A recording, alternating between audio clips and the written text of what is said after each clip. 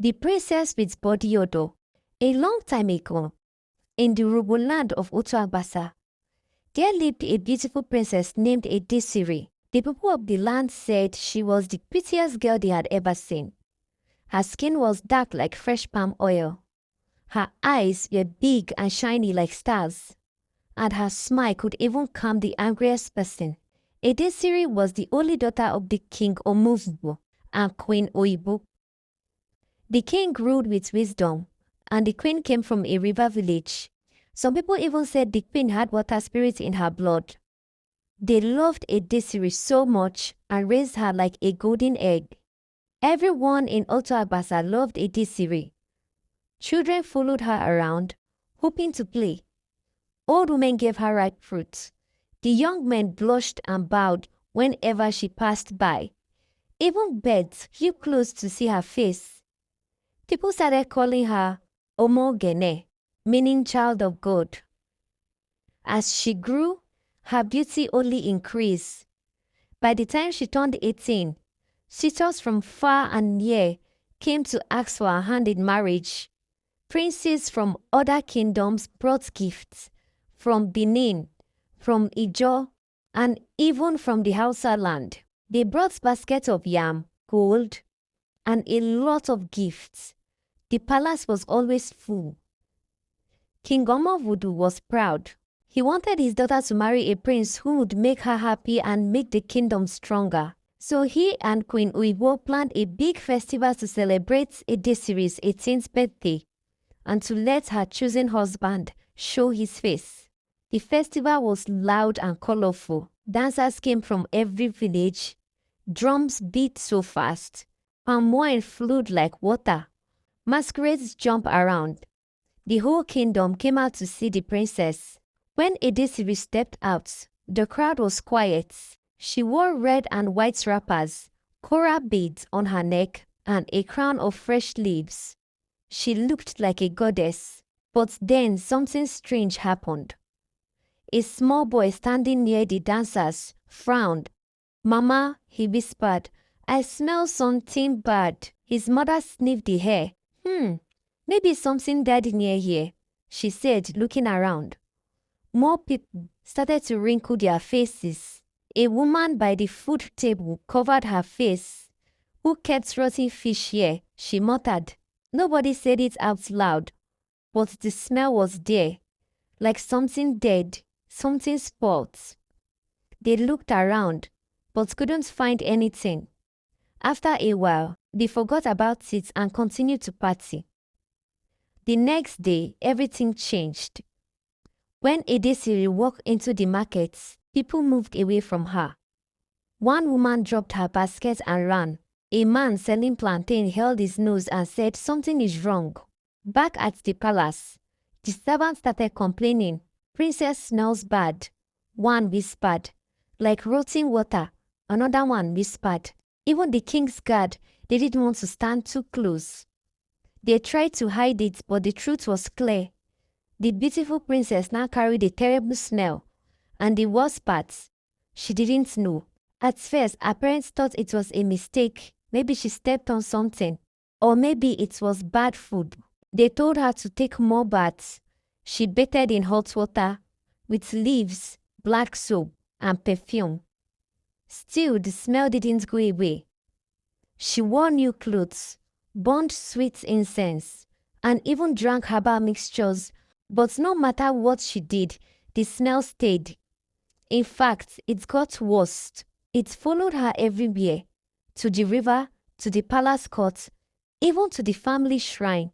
Edisiri noticed that people were avoiding her. Her maids no longer smiled. Children who used to follow her now ran away. At night, she cried quietly in her room. "Why are they treating me like this?" she asked her mother. Queen Oibo hugged her. "Don't worry, my child, it will pass." But it didn't. Soon the suitors stopped coming. The palace grew quiet. People began to whisper in corners. "She's cursed. Maybe she annoyed a spirit. Maybe her mother offended the gods." Edisiri could feel the world changing around her. She still looked beautiful, but no one wanted to be near her. One day, She heard a maid whispering outside her door. She's still pretty, but that smell is worse than a dead goat. Edesiri covered her ears and cried for hours. She didn't understand what was going on. How could someone who was once loved by everyone now be avoided like a disease? The king called his priest. They poured libation, killed goats, and read the signs, but none of them had answers. The smell wasn't natural, they said. It was from the spirit's world. King Omovudu didn't know what to do. His daughter, the pride of Otoagbasa, was now a mystery, caused by something they didn't see or stop. Edesiri stayed in her room for days. She didn't eat much. She stopped laughing, no longer wanted to look at the mirror. She still dreamed of love, of walking with someone by the riverside, of holding hands, of being kissed. But for now, all she had was silence and a smell that no one could explain. Even though the smell was getting worse, Princess Edesiri still had hope in her heart.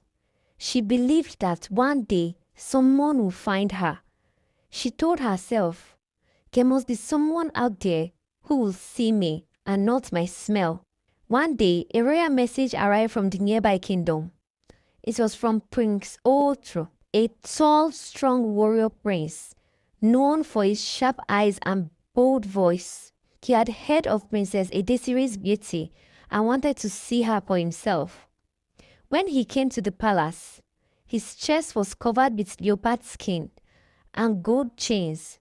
He walked with confidence and bowed deeply to the king. But when he saw Edesiri, his mouth fell open. "Ah, your beauty is even greater than the stories," he said, smiling. Edesiri blushed. "It had been so long since someone said something nice to me," she said. For a few days, they spent time together, walking around the palace, sitting under the obono tree, talking about their future. Otu brought her mangoes and played the flute for her at night. Edesiri felt something growing inside her, something she had missed for months, but on the 5th day something changed. Prince Otu came to see her in the garden. He was smiling, but his eyes looked tired. "Are you all right?" Edesiri asked. He hesitated, then looked away. "I just need fresh air," he said. The truth was, the smell was already eating at him each time he sat close to Edesiri. He had to hold his breath. At night, the scent stayed on his clothes. Even the guards complained that his room smelled like something rotten. One night, Otu packed his bags and left without saying goodbye. When the king asked him what happened, the prince said, "She is beautiful, yes, but she smells like death. I can't marry her." Edesiri cried for 3 nights. Her heart felt like a cracked pot, but not for long after. Another letter arrived, this time from Prince Tega, the gentle son of the Okere kingdom. He was soft-spoken, a man who loved books, music, and rain. People called him the prince with the kind eyes. When he arrived, he was polite and respectful. He brought her a necklace made of sea glass and shells. He told her stories of faraway places, of towns where the rivers sang and the trees danced. Edesiri liked him immediately. He seemed different, not just after her beauty, but after her heart. He even said, "I heard the stories, but I don't care about that. I want to know you." Edesiri smiled. She thought maybe this one won't leave. They spent days talking, laughing, and playing local games. Edesiri opened up to him. She told him how people avoided her, how she cried herself to sleep, how she didn't know what was happening to her. Prince Tega listened. He held her hand, but then the smell started getting to him too. Slowly, quietly, like smoke creeping under a door. He began to wear strong perfumes. He tied herbs around his neck. Still nothing worked. One morning, Edesiri came to the garden and found him staring into space. "Are you alright?" she asked. He looked at her with sad eyes. "I'm sorry, Edesiri. I thought I could handle it, but I can't. I feel like something is chasing me. Her heart dropped. So you're leaving too? She asked. He nodded slowly. I can't breathe anymore. Just like that, he left. No kiss, no goodbye, no final walk by the river. Edesiri stood in her room that night staring at her reflection. She still looked like a princess. Her skin still glowed. Her eyes were still bright. But what was the use of her beauty if everyone ran away?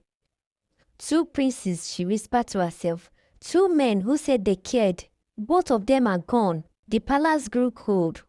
The king and queen avoided her room. The guards bowed but never looked her in the eye. The palace maid did their work quickly and left before the smell got too strong. Edesiri felt alone, deeply alone. She sat by the window, watching the sky. Sometimes she spoke to the moon. Why me? She asked. What did I do wrong? She remembered when she was small, how the village girls wanted to plait her hair, how the drummers sang her name at festivals, how even animals followed her around. Now even the palace cat refused to come near her. But something inside Edesiri refused to break. Even with tears in her eyes and shame in her heart, she still believed one thing. If princes cannot love me, maybe someone else can. Maybe someone normal. Someone who didn't care about palaces or crowns. Someone real, she said to herself. So one morning, she made a secret plan to leave the palace in disguise and find love among the common people. She tied her hair in scarf, wore plain clothes, and walked into the town like a stranger. Nobody knew she was the princess. As she stepped into the busy market, her heart beat fast with hope. Princess Edesiri didn't want to cry anymore. The palace was full of gold and servants, but it felt like a prison. Her father was angry all the time. Her mother was always praying. The guards bowed to her face, but behind her back, they whispered, "The cursed one has come again." Edesiri knew the smell was getting worse. Sometimes, it even made her dizzy. She bathed 3 times a day, used all the perfumes in the land, even burnt herbs in her room. Nothing worked. The smell clung to her skin like a shadow. After 2 princes left her heartbroken, Edesiri told herself, maybe royalty is not for me. Maybe someone simple can love me. Someone who doesn't care about crowns. So one morning, before the cock crowed, she tied her hair with a brown scarf, wore a plain wrapper, and slipped out through the palace gates. No beads, no royal slippers, no guards. She walked into the town like an ordinary girl. The market was busy. Women sold yam, men shouted prices, children ran around half naked and laughing. No one recognized her, not even the palace drummers. It felt good. Edesiri walked freely, smiling. The smell still followed her, but nobody noticed it yet. The air was full of smoke and pepper and sweat. It covered the scent for a while. She saw a young man by the blacksmith's corner. He was tall, dark. He had muscles from working fire and iron. His name was Okemuti, and when she asked for directions, he smiled. His smile was kind. They spoke for a while. She told him her name was Ejiro and that she came from the next village. He laughed and said, "You speak too fine to be from there, but okay." That day, they shared roasted corn, laughed by the river. He didn't seem to notice the smell. Not at first. They met again the next day, then again and again. After 1 week, he held her hand and said, "I like you." Edesiri felt butterflies in her stomach. She smiled for the first time in weeks, but it didn't last. The very next morning, Ukemute knocked on her door, holding his nose. His face was tight. His eyes was watery. "What's wrong?" she asked. He shook his head.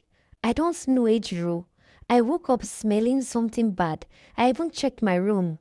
It's like something is following me." Edesiri looked down. He sniffed again and stepped back. "You smell strange," he said. She turned away. Her heart dropped again. Are you sick? He asked. She didn't answer. I'm sorry, he said quietly. I don't think I can see you again. That night, Edesiri cried like a baby. She wanted to scream. Why? Why does this keep happening to me? But she didn't give up.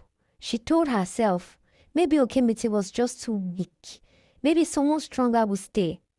So the next week, she met Tobore, a fisherman's son, who sold dry catfish by the riverbank. He had a loud laugh and joked a lot when she bought fish from him. He said, "You are too fine to be eating alone. Who is the lucky man?" She smiled shyly.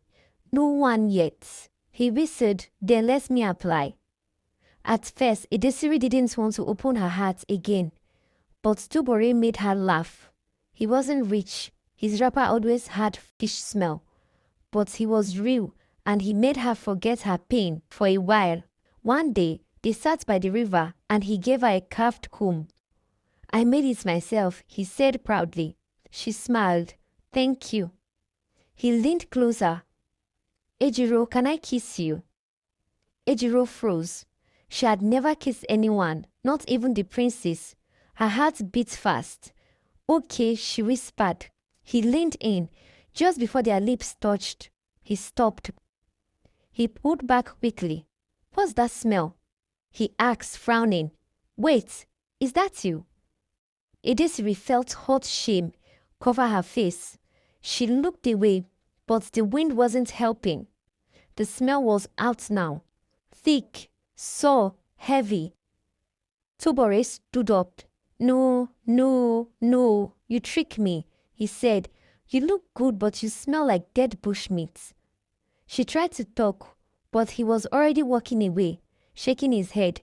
"Witch," someone nearby whispered.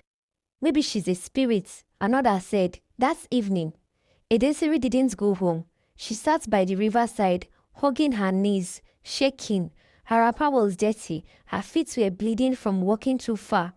Nobody came looking for her. Even the frogs avoided her that night. For 3 days, she stayed hidden in a small abandoned hut at the edge of the bush. She didn't eat, she didn't bath. She just cried and slept and cried again. Why is this happening to me? What did I do wrong? She thought about her life, the festivals, the songs, the love she used to get. She thought about the 2 princes, then the common boys, all of them left. Even those who said they liked her ran away. That night, while sleeping on the cold floor, she had a dream. An old woman appeared, her hair white like cotton. She stood in water, her eyes glowing. "Daughter of royalty," the woman said, "your beauty was never the problem. The smell is not yours. It is your burden." "Why?" Edesiri asked in the dream. "What did I do?" The woman pointed at her heart. "Go home. The truth lives in your blood." Then she disappeared. Edesiri woke up, sweating. Her heart pounded. What truth? She asked herself. Suddenly, she knew what she had to do. It was time to return to the palace and demand answers. Princess Edesiri returned to the palace looking nothing like royalty. Her wrapper was torn. Her scarf was full of dust. Her feet were swollen. She walked through the gate without greeting the guards. They were too shocked to speak. She pushed the big palace doors open. Her mother, the queen, Queen Oibo, was sitting with the palace priest when she walked in. "Edesiri," the mother shouted, rushing to her. "Where have you been?" "I've been out there," she said, her voice tired, trying to find love, mother, trying to be normal. The queen pulled her close, but Edesiri stepped back. "Don't touch me, I smell, remember?" she shouted at her mother. The room went quiet. "I need answers now," she said. "I need the truth. Why do I smell like something dead? Why did 2 princes leave me? Why did even the common boys run away?" Queen Oibo looked at her and looked at the prince. "I deserve to know the truth," Edesiri said, eyes burning with tears. "If you don't tell me, I will leave this palace forever." The queen sank into her chair. She looked older, weaker. It's time, the priest said softly. She's ready. Queen Oibo took a deep breath. Come, she said, there's something I've hidden for too long. They went to the royal shrine, a quiet room behind the palace, full of old carvings and dusty clothes. In the center was a small wooden box. This is your story, Queen Oibo said. Many years ago, before you were born, I was desperate to have a child. I couldn't get pregnant. I tried everything. Herbs, prayers, even special sacrifice. Nothing worked. One night, I ran to the river. I cried, screamed, begged the goddess. That night, a voice came from the river. It was a spirit woman. She said she could give me a child, a strong, beautiful daughter. But there was a price. Edesiri swallowed hard. What price? That I smelled it bad? Queen Oibo looked at her. No, my child. The child will belong to her, not fully, but in parts. If I broke the promise, the child will suffer. Edesiri looked at her mother. And you broke it, she said. The queen nodded. When you were born, I was supposed to take you back to the river at midnight on your first birthday. I didn't. I was afraid. I loved you too much. I couldn't give you up, even a little bit. The priest stepped forward. That is when the curse began. It stayed hidden for years, but once she came of age, the age of love, the curse woke up. That's why I smell? That's why I smell this bad? Edesiri asked. Because of a broken promise? The priest answered, yes, because of a broken promise. The smell is not natural. It is from the spirit world. It pushes away love. It brings shame. It was meant to remind your mother of the debt she owes. Edesiri felt her legs go weak. She sat on the cold shrine floor. All this time, she whispered, I thought something was wrong with me. I thought I was dirty. I almost went mad. Tears rolled down the queen's cheeks. I'm sorry, my daughter.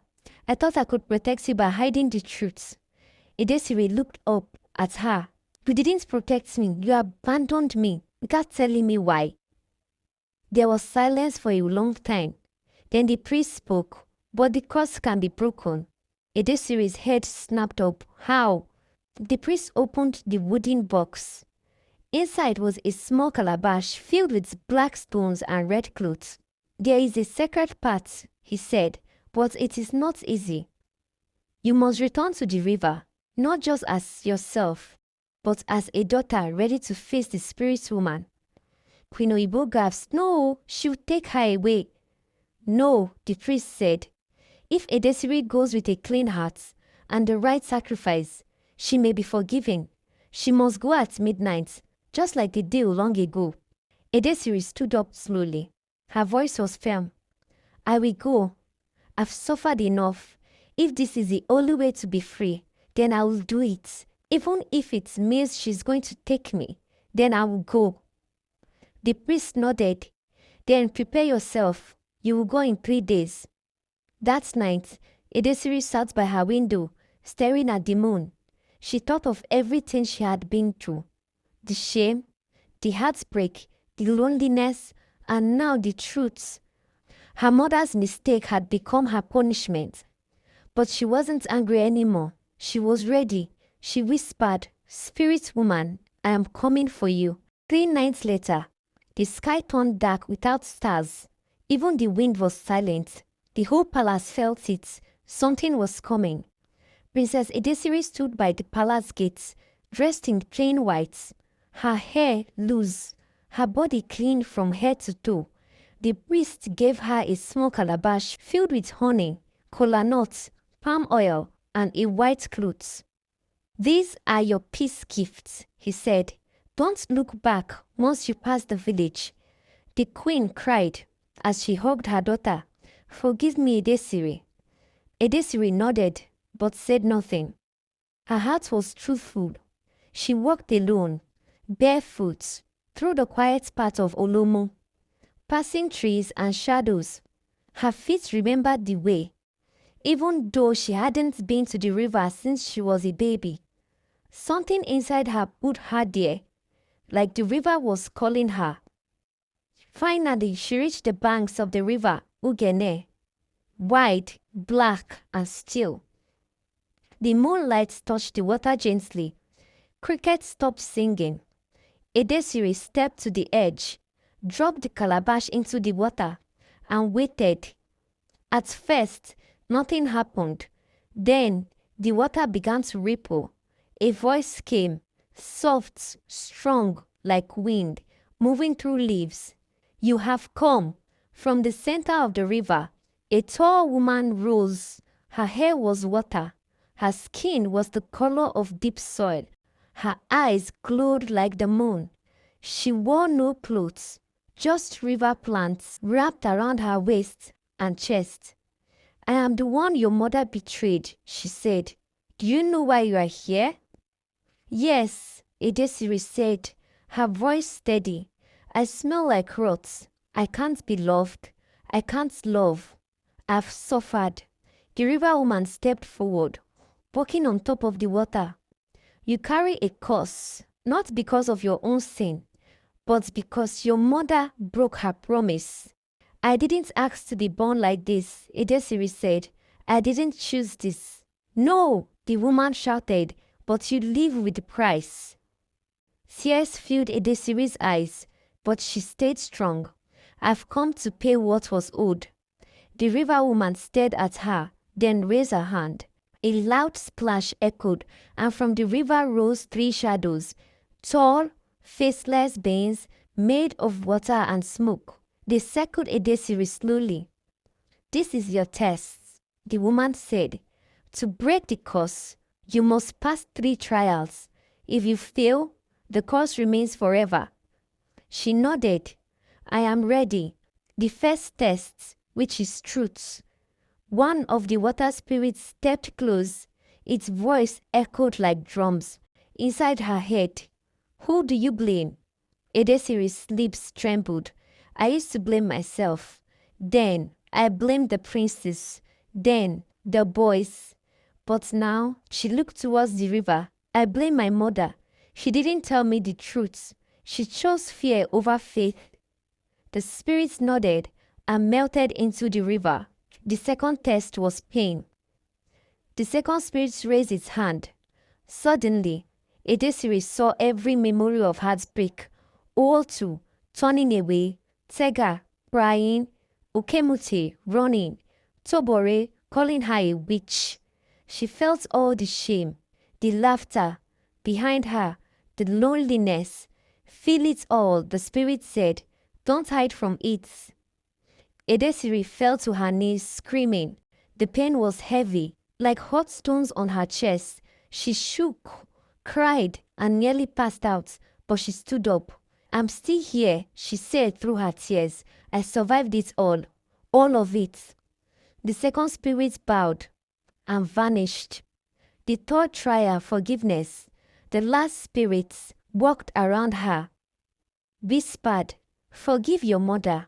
Edesiri closed her eyes. She saw her mother praying in the shrine, weeping, holding her as a baby, feeding her when she was sick, begging the gods every night. Her mother didn't curse her out of hate. She made a mistake, a terrible one, but not out of wickedness. I forgive her, Edesiri said, her voice breaking. I forgive her with all my heart. The last spirit smiled and disappeared into mist. The river woman stepped forward. You have passed your test. She raised both hands and suddenly the river glowed. The air filled with the scent of flowers, rain and fresh leaves. She walked to Edesiri, placed her hand on her head and said, I remove what is not yours. Edesiri felt something heavy leave her chest. She could breathe again, fully, deeply. The woman continued, your smell is gone. Your shame is lifted. You are no longer cursed. Tears rolled down Edesiri's eyes. The pain, the fear, the hatred, all washed away. The river woman touched her cheek. But remember, never forget where you came from, and never return to the palace full of pride. I won't, Edesiri whispered. The woman smiled, faded into the waters, and the river went still. A soft wind blew, carrying the scent of wild roses. For the first time in years, Edesiri smelled like herself, sweet, clean. She looked up at the stars and smiled. She was finally free. When Princess Edesiri returned to the palace, the guards almost didn't recognize her. She was glowing, not from makeup or gold, but from peace. Her heart looked brighter, her eyes were closed, and almost all of the smell was gone. For the first time in her life, the air around her was fresh. No one turned away, no one held their breaths, no one whispered behind her. She stood tall, front of the palace gates. "Open," she said. The heavy doors creaked as the guards stepped aside.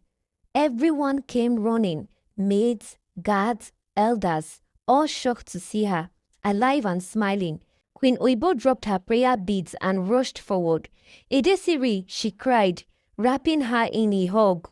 "You are back." Edesiri hugged her mother tightly. "I went. I saw her. I faced it. And the curse? Gone." The queen wept. "Thank you, my daughter. Thank you for being strong when I couldn't." The king heard the noise, came out. He hadn't seen Edesiri since she left. When he saw her, he stopped in his tracks. "My daughter," he said. Edesiri nodded. He stepped forward and touched her face gently, like he was afraid she had disappeared. Then he put her into his chest. For the first time in a long time, he held his daughter, not as a cursed child, but as a gift.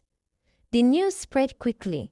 The cursed princess is free. The smell is gone. She faced the river spirits and survived. Women danced outside the palace. Drummers beat their drums loudly. Even the market women closed early to see her walk through the streets. This time, they didn't cover their noses. They threw flowers at her feet. But Edesiri didn't let the praise enter her head. She remembered what the river woman said. "Don't return with pride." So she smiled, humbly, and waved. "Thank you," she said. "I'm just glad to be alive." A few days later, the palace received visitors. One of them was Okemuti, the blacksmith's son. He stood quietly outside the gate, holding a wooden necklace he carved himself. He waited for hours, unsure if she would want to see him. Edesiri saw him from her balcony and smiled. She came down slowly. "I heard you came back clean," Okemuti said. "I did," she replied. "But I also came back new." He nodded. "I'm sorry for how I left you. I understand," she said gently. "You didn't know. None of you did. I came to say I still think of you every day." Edesiri looked at him closely. He was still kind, still simple, but her heart felt nothing. "I forgive you, Okemuti," she said, "but I've changed. My heart is not where it was." He nodded again. "Eyes sad. I will never forget you." She touched his hand softly, then turned and walked away, not out of pride, but because she had found something deeper than romance. She had found herself. Weeks passed, and many young men came to visit, sons of kings, warriors, traders, all hoping to win her heart now that the curse was gone. Edesiri was not in a rush. She had learned that love wasn't about titles or beauty, it was about peace.